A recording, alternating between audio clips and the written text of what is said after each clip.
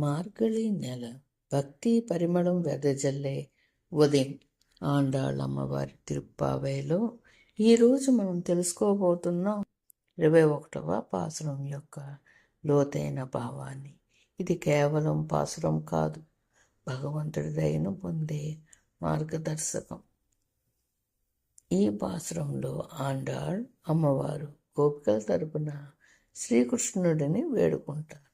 ఇక్కడ ప్రధానంగా కనిపించే భావాలు పూర్తి శరణాగతి, భగవంతుని కృపే ప్రధానం.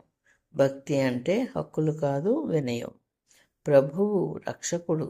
గోపికలు తమ అహంకారాన్ని, స్వార్థాన్ని పూర్తిగా విడిచిపెట్టి, ప్రభు మేము నీదే, మా జీవితం నీకే అంకితం అని హృదయపూర్వకంగా శరణాగతి చేస్తారు.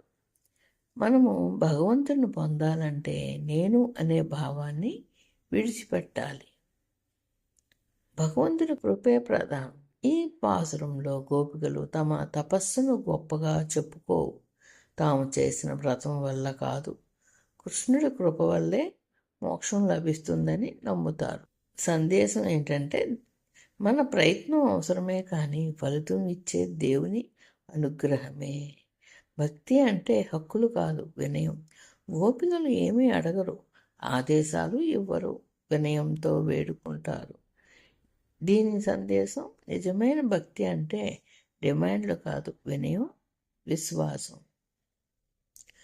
ప్రభువు రక్షకుడు, నీవే మా తండ్రి, నీవే మా తల్లి అనే భావం ఈ పాత్రలో స్పష్టంగా కనిపిస్తుంది. దీని సందేశం, మన జీవన ప్రయాణంలో ఎన్ని సమస్యలు వచ్చినా దేవుడే అసలైన ఆధారం.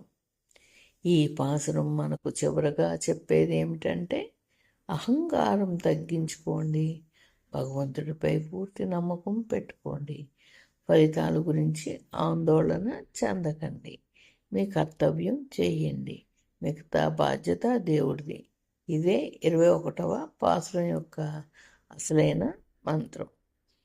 శరణాగతుడైన వాడిని శ్రీకృష్ణుడు ఎప్పుడూ వదలడు. ఇదే తిరుప్పావై 21వ పాసురం ఇచ్చే అమూల్యమైన సందేశం.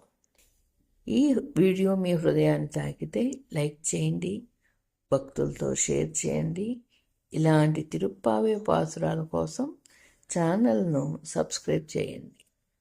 జై శ్రీకృష్ణ, జై శ్రీమన్నారాయణ.